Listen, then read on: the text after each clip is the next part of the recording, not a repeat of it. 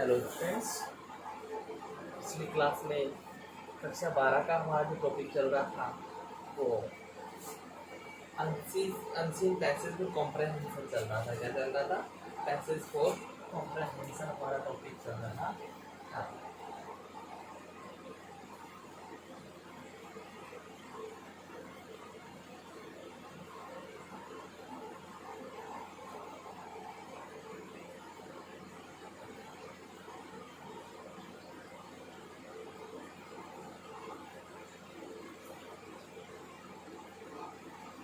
Passage for comprehension, ये वाला हमारा टॉपिक चल रहा था। क्लियर है? चलिए, तो इसमें मैंने आपको बता दिया था कि कैसे कैसे तो इसको लिखते हैं और कौन से वर्ड से अगर क्वेश्चन पूछा जा रहा था उसको क्या, उसमें क्या चीज़ आंसर करनी होती है, इसमें मैंने आपको बता दी थी। चलिए, अब मतलब हमको होता क्या है ना कि हम लैंग्वेज में प्रॉब्लम क्रिएट होती है हमारे सामने, मतलब लैंग्वेज हमें परेशान करती है कि भाई क्वेश्चन दिया होता है उसकी भाषा कौन सी हो, किस टेंस में जाए, किस हिसाब से करना है, वो चीज़ें हमको प्रॉपर रूप से पता नहीं होती हैं और यही प्रॉब्लम रहती है कि हम अच्छे से पैसेज के आंसर नहीं कर पाते हैं। तो उसी चीज़ के बारे में, ठीक है,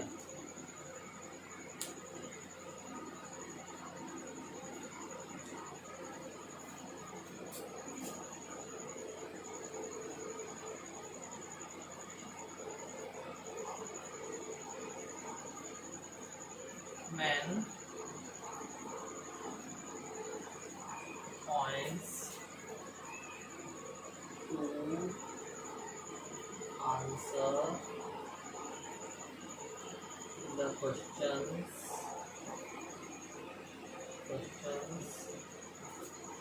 ऑफ पैसेज। जो पैसेज है उसके क्वेश्चंस हैं, उनके आंसर देने के लिए हमको मुख्य बिंदु है जो ध्यान रखने हैं, वो मैं आपको अभी बताने वाला हूँ। क्लियर है स्टूडेंट्स? तो थोड़ा ध्यानपूर्वक देखिएगा, जहाँ टेंस की प्रॉब्लम आपको होती है वो थोड़ी सी मैं आपकी सोल्व करने वाला हूँ। अगर इसको अच्छे से समझ लेंगे तो आपको उससे रिलेटेड कभी कोई प्रॉब्लम नहीं होगी। क्लियर है स्टूडेंट्स? अच्छा जी,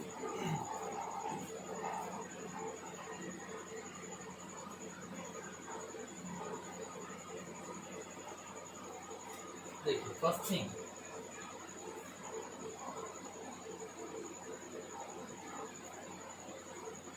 क्वेश्चन में WH वर्ड के साथ या विदाउट WH वर्ड तो आप जानते होंगे, why, where, when, what, who, whom, whose, which, how, ये सारे के सारे। तो या तो WH वर्ड के साथ या बिना WH वर्ड के।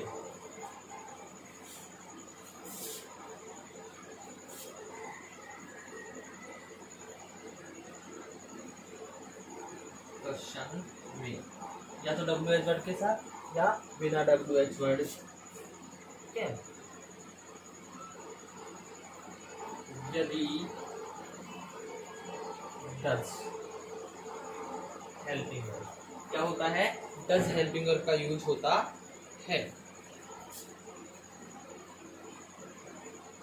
आई है,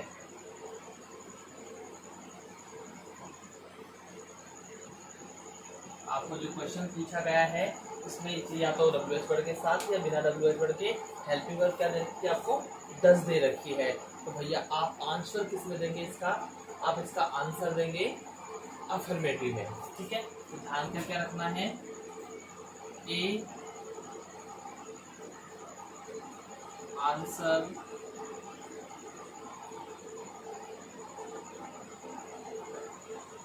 अफर्मेटिव, आंसर अफर्मेटिव में देना है।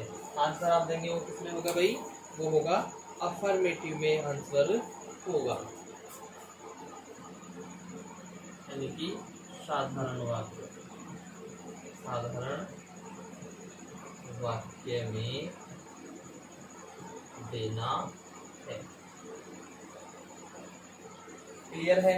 एक चीज तो जब साधारण वाक्य में देंगे तो डज को हटा देंगे और वर्ब के साथ आवश्यकता अनुसार एस या एस लगा देंगे। क्या करेंगे?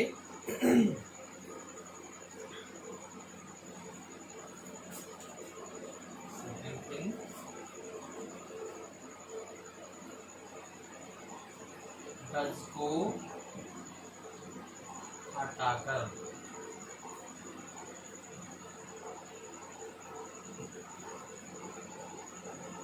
आवश्यकतानुसार 10 को हटाकर आवश्यकतानुसार वर्ग के साथ वर्ग की कौन सी फर्स्ट फॉर्म बी फर्स्ट के साथ एस या यस लगाएंगे। ठीक है, तो यहाँ पे ध्यान के देना है, क्या देना है भाई कि 10 को हटाना है और 10 को हटाकर वर्ग के साथ आवश्यकता अनुसार हमें एस या एस लगाना है। क्यों?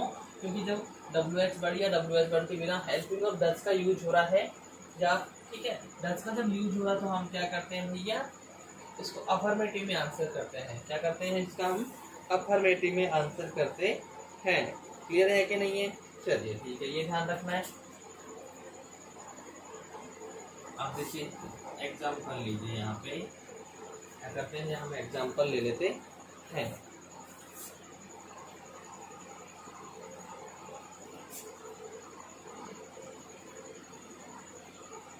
Where does he play every day? Where does he play every day? वह प्रतिदिन कहाँ खेलता है? तो हम यहाँ देखते हैं भाई डज आ रही है एलपीएमएस में, डज आ गया। ठीक है, तो जब हम इसका आंसर देंगे तो आंसर कैसे देंगे? इस डज को हटा देंगे। WH वर्ड तो हटता ही है, WH वर्ड तो हटता ही है, WH वर्ड हटा देंगे। WH वर्ड को तो सबसे पहले हटा ही देना है और हेल्पिंग और वाला ये चीज रहेगा, तो ये दोनों हट जाएंगे। ठीक है, तो अब क्या करेंगे भैया, ये दोनों हट जाएंगे तो ये, तो इसके साथ हम आवश्यकता अनुसार क्या करेंगे? आवश्यकता अनुसार इसके साथ में हम ऐसे यस लगा देंगे। तो यहाँ पे क्या हो जाएगा? He plays every day in the playground। वह प्रतिदिन प्लेग्राउंड में खेलता है। क्लियर है कि नहीं है? तो ये चीज हमको विशेष रूप से ध्यान देनी पड़ेगी। क्लियर है? चलिए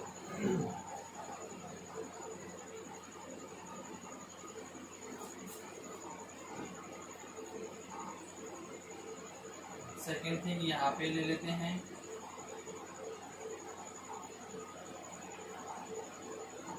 क्वेश्चन में डज HB, इसमें है इंटेरोगेटिव नेगेटिव। ठीक है, इंटेरोगेटिव नेगेटिव में है, इसमें है भाई इंटेरोगेटिव नेगेटिव सेंटेंस में आई है, या वाक्य लिख देता हूँ। वाक्य में दी हो, तो इस कंडीशन में भी हमने क्या करना होता है भाई? 10 को हटाएंगे नहीं, 10 यहाँ पे नहीं हटेगा। 10 क्योंकि इंटरोगेटिव नेगेटिव है तो हमने इसका आंसर किस में देना है भाई? निगेटिव में देना है। इंटरोगेटिव तो हट जाएगा, हमने इसका आंसर किस में देना है? निगेटिव।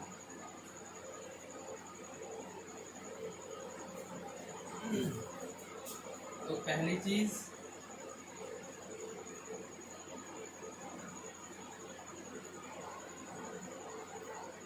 आंसर निगेटिव में देना है। पहली बात तो क्या होगी? आंसर कहाँ देना आपको? निगेटिव में देना है। दूसरी चीज,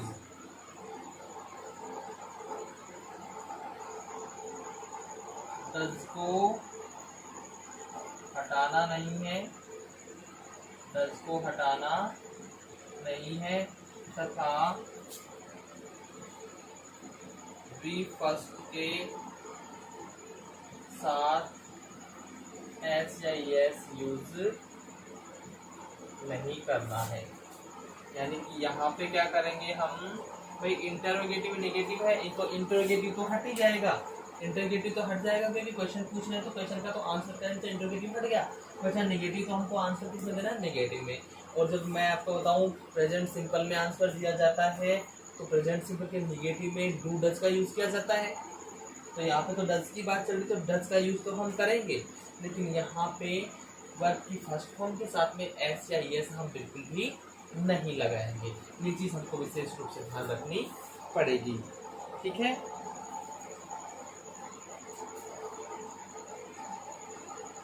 एग्जाम्पल देखिए,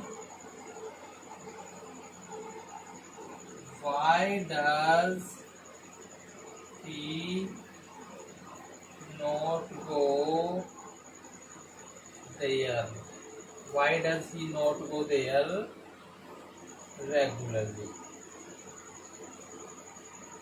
वह वहाँ रोजाना क्यों नहीं जाता है, वह वहाँ रोजाना क्यों नहीं जाता है। तो अब यहाँ पे क्यों नहीं जाता है मतलब क्या हो गया भाई, इंटरोगेटिव नेगेटिव हो गया ना, डब्ल्यू एच वर्ड नेगेटिव है ना ये। तो चलिए हम क्या करते हैं इसको कि भाई जब डब्ल्यू एच वर्ड है इसको तो हम हटा ही देंगे, ये तो हमारे यहाँ से रिमूव ऑलरेडी हो जाएगा, इसमें तो कुछ नहीं करना हमको, तो हमने इसको तो हटा दिया, ठीक है। अब क्या करेंगे भाई, इसको तो हमने यहाँ से पहले ही रिमूव कर देना है, ये कर दिया, चलिए ठीक है। अब क्या करना है, इसको इंटरोगेटिव से हमने निगेटिव में ही लेना है, मतलब इंटरोगेटिव हटाना है इसका, तो की को इधर ले लेंगे, इसको इधर ले जाएंगे, तो he doesn't go there regularly, वह वहाँ प्रतिदिन नहीं जाता है, बिकॉज he remains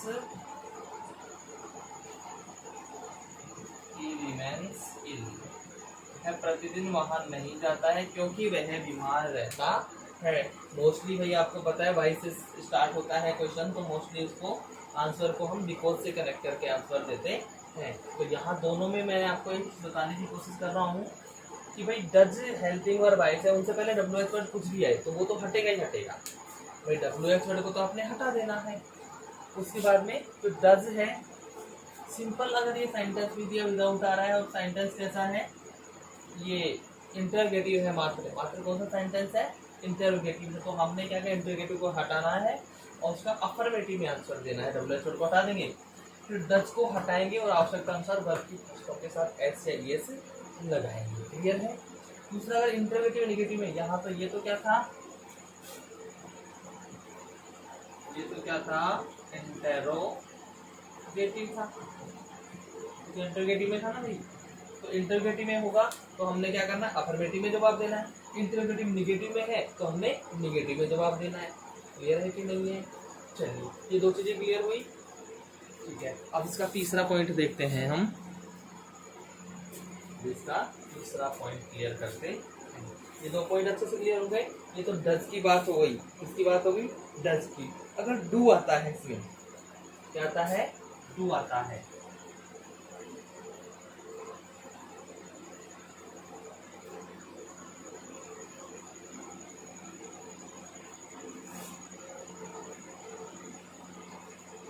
डू आता है तो भी बात तो वही है, पर वहां पे क्या है, आपको कहीं भी एस या एस का यूज नहीं करना होता है, क्योंकि डू ऑलरेडी किसके साथ आता है, प्लूरल के साथ।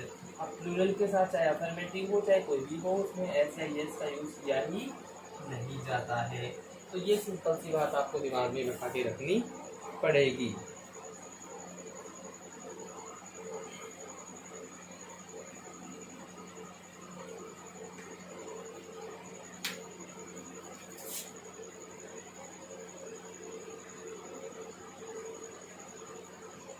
यदि क्वेश्चन में हेल्पिंग वर्ब डू हो तथा सेंटेंस इंटेरोगेटिव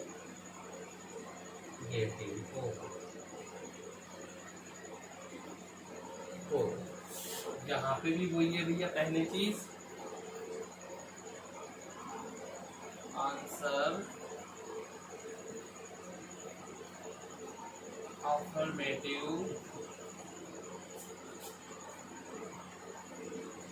सेंटेंस में, ठीक है।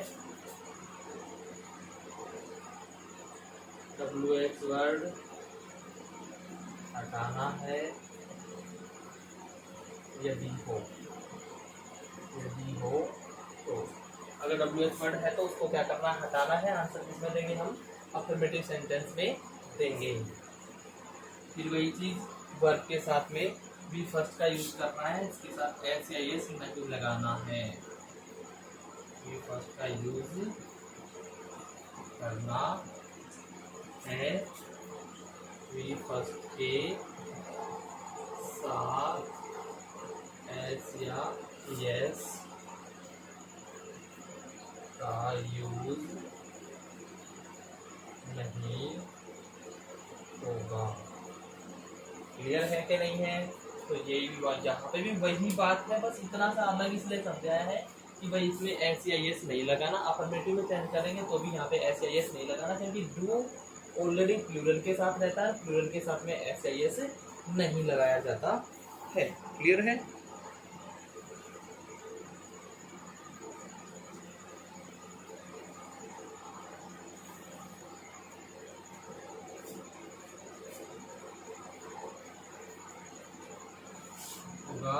तथा डू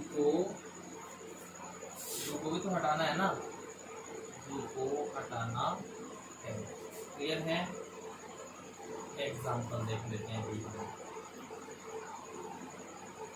एक एग्जाम्पल देख लेते हैं जहाँ से डू से सेंटेंस स्टार्ट हो रहा हो।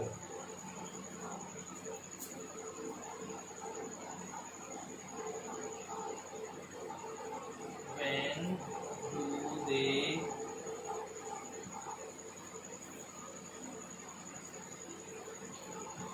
come here? वे यहाँ कब आते हैं? तो यहाँ पे भी ये आ गया हेल्पिंग वर्ब। तो सबसे पहले तो हमने इसको हटाना, हटा दिया। अब दे को, इसको भी हटाना है, ये भी हट गया, ठीक है। तो हम क्या करेंगे भाई, दे कम हियर ऑन संडेज, कि वो यहाँ रविवार को आते हैं। भाई किया क्या, यहाँ पे वर्ब की फर्स्ट फॉर्म ही है, एस या एस नहीं लगाया, क्योंकि ऑलरेडी यहाँ ये डू प्लूरल के साथ ही आता है। तो हमने WH वर्ड और डू को यहाँ से क्या कर देना है, हटा देना है। क्लियर है नहीं है? चलिए ऑप्शन देखते हैं। यदि क्वेश्चन में हेल्पिंग वर्ब डू को तथा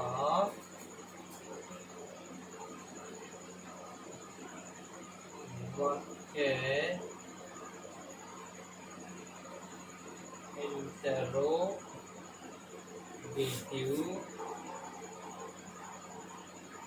इंटेरोगेटिव हो, यहाँ पे आंसर नेगेटिव में देना है। आंसर नेगेटिव में देना है। WH वर्ड को हटाना है। क्लियर है? बी डू को नहीं हटाना तथा बी फर्स्ट यूज करनी है। यहाँ भी हमको क्या करना है भाई, देखिए अगर क्वेश्चन में हेल्पिंग वर्ब डू हो लेकिन और क्वेश्चन सेंटेंस सिर्फ इंटरोगेटिव हो, सेंटेंस सिर्फ क्या हो, सेंटेंस मात्र इंटरोगेटिव हो, तो उसका जवाब देंगे तो अफर्मेटिव सेंटेंस में देना है। किसमें देना है भाई, अफर्मेटिव सेंटेंसेस का जवाब देंगे। WH वर्ड को हम हटा देंगे, डू को भी हटा देंगे, क्योंकि अफर्मेटिव जब बनाएंगे तो उसमें डू डज का तो यूज होता ही नहीं है, क्योंकि प्रेजेंट सिंपल के अफर्मेटिव में डू डज का यूज नहीं होता है। पर यहाँ पे एक विशेष बात ये ध्यान रखनी है कि भाई जब डू यूज हो रहा है तो ऑलरेडी किसके साथ होगा, प्लूरल सब्जेक्ट के साथ में। किसके साथ होगा, प्लूरल सब्जेक्ट के साथ होगा। तो उस कंडीशन में फिर हमको क्या करना है कि वर्ब की फर्स्ट फॉर्म के साथ में एस या यस नहीं लगानी है। अगली कंडीशन क्या है कि यदि इसमें डू हो और उसके साथ नोट भी हो, यानी कि इंटरोगेटिव निगेटिव वाक्य हो आपका, उस कंडीशन में जवाब आपको निगेटिव में देना है, इंटरोगेटिव हटाना है, WH वर्ड हटा देंगे, डू हटेगा नहीं, लेकिन वर्ब की फर्स्ट फॉर्म का ही यूज होगा। ये चीज यहाँ पे आपको क्लियरली ध्यान रखनी पड़ेगी।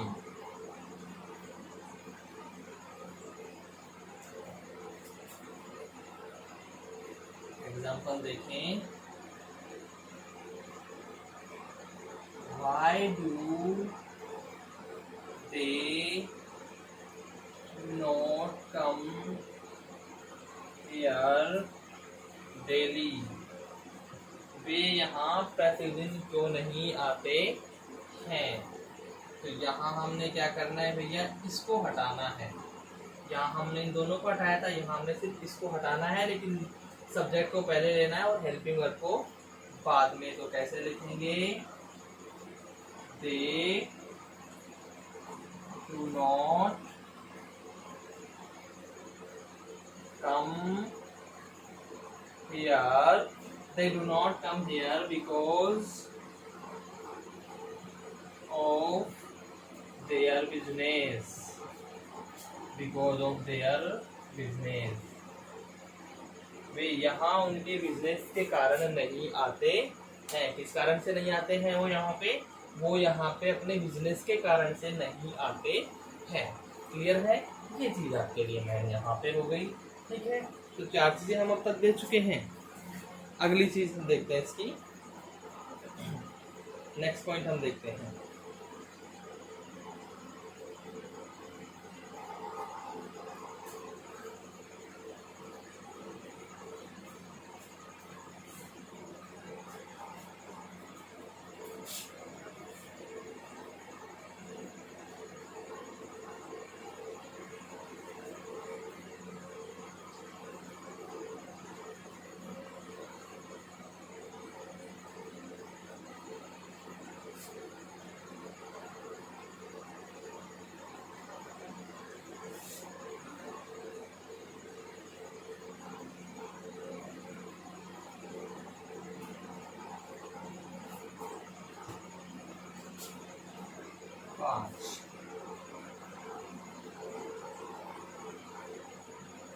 क्वेश्चन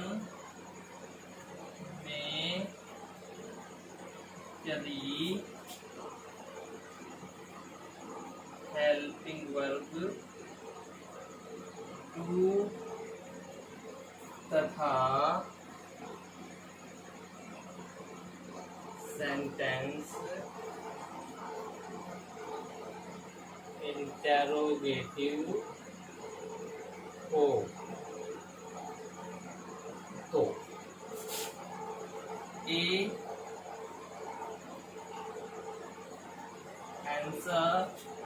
आंसर अफर्मेटिव में देना है, अफर्मेटिव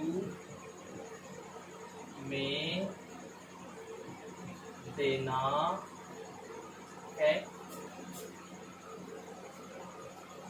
WH वर्ड हटाना है यदि हो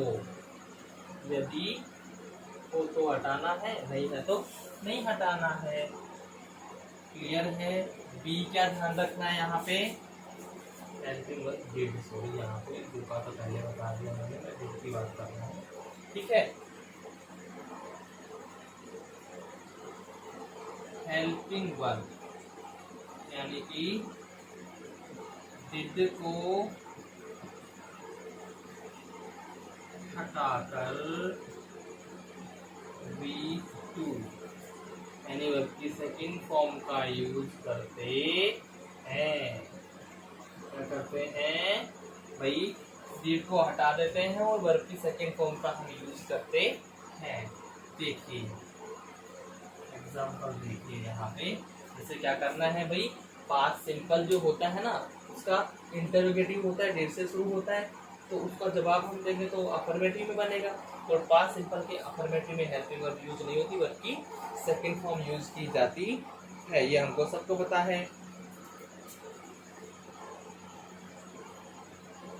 how did they come here, वे यहाँ क्यों आए थे।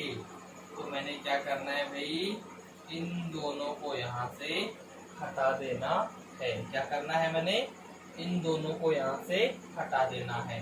ठीक है, जब इन दोनों को यहाँ से हटा दे दूंगा मैं, तो दे ये फर्स्ट फॉर्म है, इसको मैंने क्या करना है, second form. They come here, कैसे आए, वो कैसे आए, तो वे ऑफ कमिंग तरीका पूछ रहा है ना। दे केम हियर बाय प्लेन, वे यहाँ किससे आए, प्लेन से आए। क्यों, हवाई जहाज से होते हुए वो यहाँ पे आए। क्लियर है। अगला पॉइंट क्या कहता है,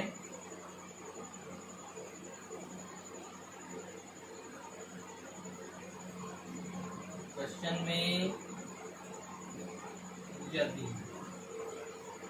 में यदि हेल्पिंग वर्ब डिड तथा सेंटेंस तथा वाक्य जो हमारा है वो क्या है, इंटरोगेटिव नेगेटिव होगा। सेंटेंस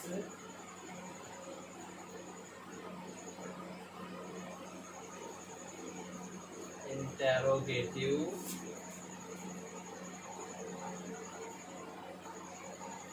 नेगेटिव हो तो पहली चीज आंसर पास्ट सिंपल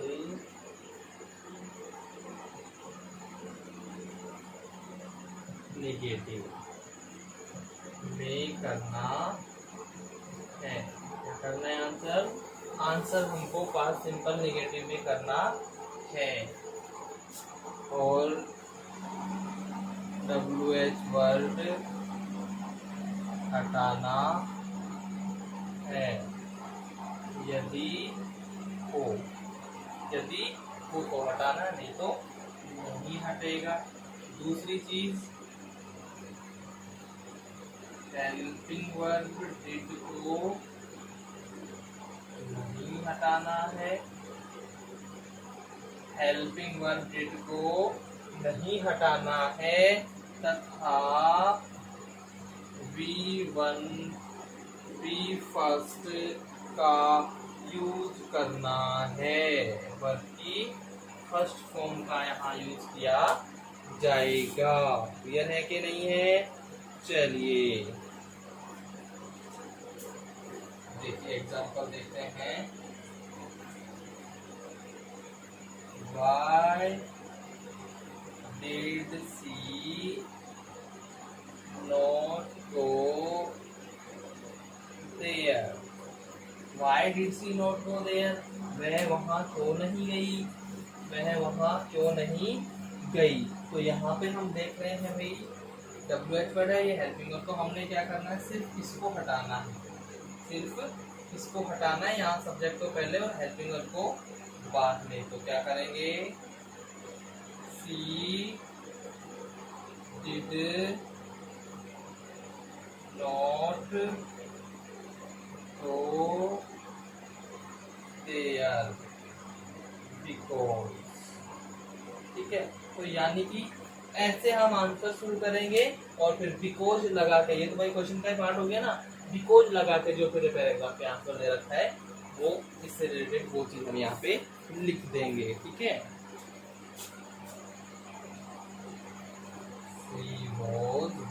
या जो भी चीज उसमें इसके रिलेटेड में दे रखी हो वो आप यहाँ पे लिख देंगे। ये तो सिर्फ मैं समझाने के तौर पे लिख रहा हूँ। क्लियर है? ये सारे पॉइंट्स आपके क्लियर हुए कि नहीं हुए? चलिए आगे बढ़ते हैं और देखते हैं।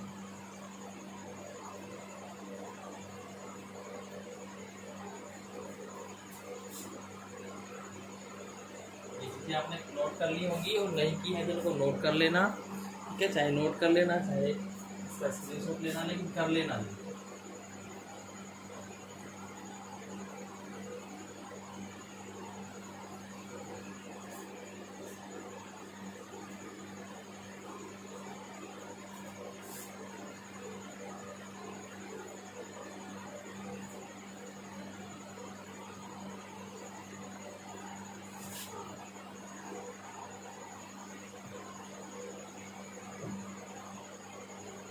ठीक है, तो पॉइंट हो गए हमारे 6। हम लेते हैं पॉइंट नंबर 7। क्वेश्चन यदि WH वर्ड में y, क्वेश्चन यदि y से प्रारंभ हो तो, अगर क्वेश्चन कहाँ से प्रारंभ होता है? y से प्रारंभ होता है तो हम क्या करते हैं, मतलब हो तो ए बिकॉज लगाकर वाक्य लिखा जाता है। एक तो ये बिकॉज लगाकर उपवाक्य लिखा जाता है, ये भी हो सकता है। ठीक है, दूसरा क्या हो सकता है,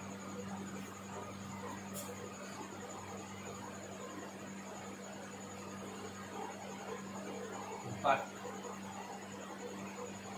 कुछ आंसर्स में, कुछ क्वेश्चंस का आंसर जब देते हैं ना, कुछ क्वेश्चंस का आंसर देते वक्त हमने क्या करना होता है, 2 प्लस इन्फिनेटिव। इन्फिनेटिव से मेरा मतलब यहाँ पे है 2 प्लस मेन वर्ब की फर्स्ट फॉर्म का यूज किया जाता है। कुछ आंसर्स में किया जाता है मोस्टली, लेकिन बिकॉज का लगा करके उसका आंसर दिया जाता है। लेकिन कुछ आंसर्स में कुछ आंसर्स में 2 प्लस वर्ब की फर्स्ट फॉर्म से भी आंसर दिया जाता है। ठीक है,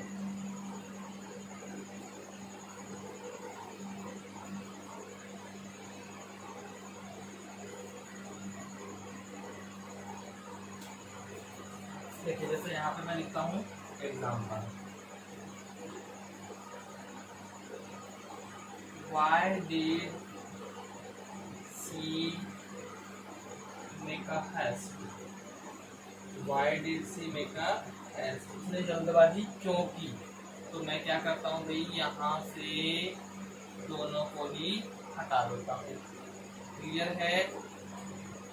सी मेड सेकंड फॉर्म करनी है ना, she made haste to reach there in time. ठीक है, दूसरा हम इसका आंसर बिकॉज से भी दे सकते हैं, सी मेड हैस्ट because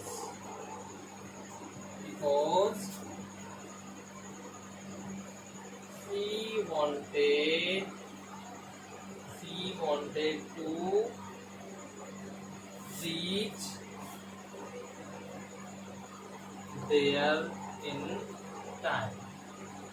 यहाँ पे हम इसका जवाब ऐसे भी दे सकते हैं, लेकिन ये लेंथी हो जाता है, तो यहाँ पे कुछ आंसर्स में 2 प्लस मैन वर्ब की फर्स्ट फॉर्म करके भी आंसर किया जाता है। मोस्टली ये वाला करते हैं, लेकिन कई आंसर्स में ये भी किया जाता है। क्लियर है? चलिए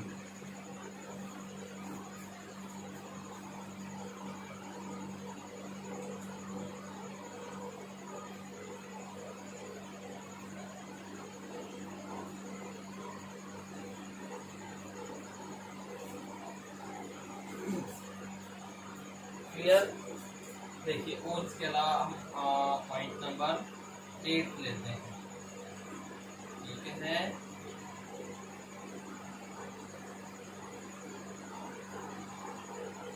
क्वेश्चन के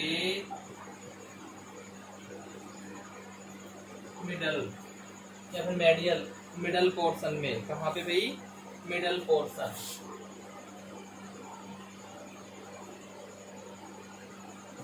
पोजीशन यानी कि मध्य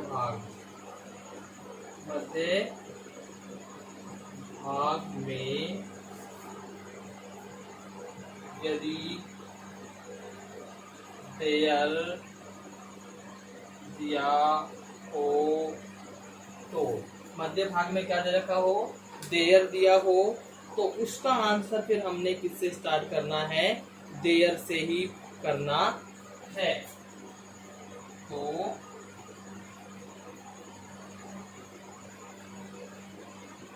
आंसर सामान्यतः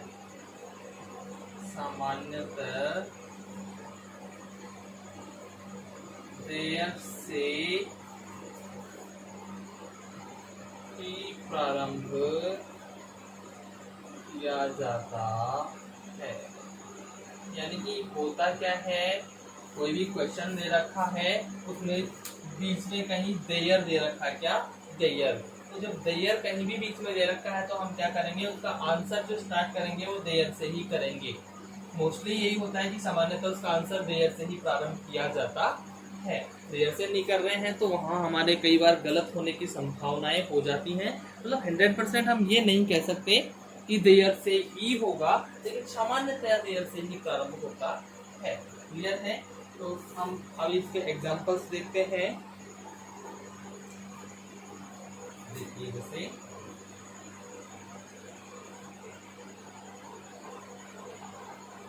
how many members are there in your family? आपके परिवार में कितने सदस्य हैं? How many members are there in your family? आपके परिवार में कितने सदस्य हैं? तो यहाँ पे हम क्या करेंगे? आंसर कैसे देंगे? देयर से स्टार्ट करेंगे। तो इसको मैं यहाँ से कंप्लीटली क्या कर दूंगा? हटा दूंगा। देयर आर जितने भी हैं, जैसे मान लीजिए कि 10 है, ठीक है, देयर आर 10 मेंबर्स। ये तो ये दोनों चीजें आ गई। फिर यहाँ जो संख्या बतानी है उसके बाद इसको सीधा कंप्लीट ऐसे लिख देना है। 10 मेंबर्स इन, जो वर्ग को क्या करना? माई करना है बस, इन माई फैमिली। ठीक है, इस प्रकार से आपको आंसर इनका करना होता है। क्लियर है स्टूडेंट्स? ध्यान रखेंगे इन चीजों को, बहुत ही जरूरी ये चीजें आपके लिए है।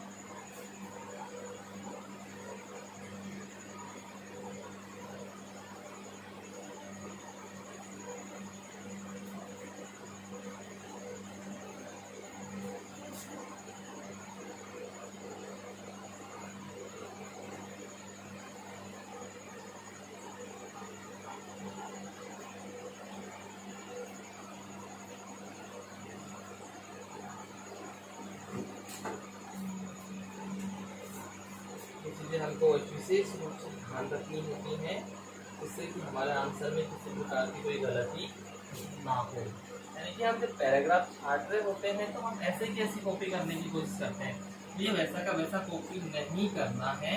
इससे क्या है कि गलत इंप्रेशन जाता है, नंबर भी आपके कट सकते हैं। इसलिए कोशिश ये करनी होती है कि हम according to tense, person, number, सारी चीज़ों का ध्यान रखते हुए हम उसका आंसर करें, तो बेटर हमारा आंसर और भी हो सकता है। ठीक है,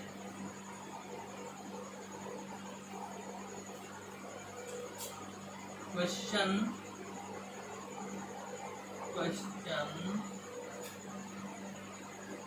में यदि व्हेन क्लॉज दिया हो, व्हेन क्लॉज दिया हो, तो व्हेन क्लॉज से मतलब क्वेश्चन जो भी होगा वो किसी से भी स्टार्ट हो, लेकिन बीच में मध्य में कहीं भी आपको व्हेन दिया होगा, तो उस कंडीशन में क्या करना है, आंसर आपको व्हेन से ही प्रारंभ करना है। क्या करना है, आंसर व्हेन से ही प्रारंभ करना है।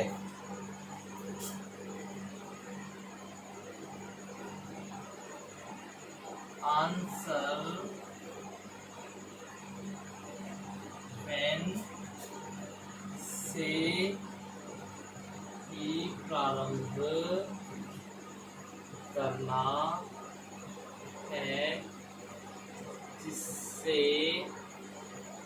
इसमें क्या रहे, स्पष्टता व सटीकता रहे। क्या रहेगी, सेंस में सटीकता रहेगी, जिससे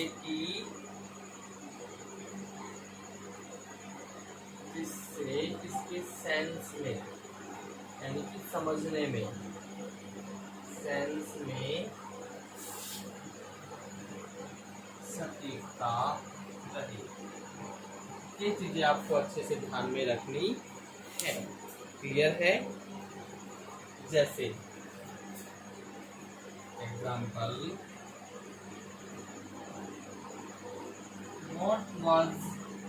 what was he doing?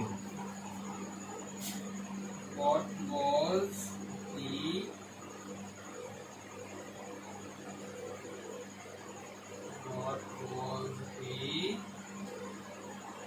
doing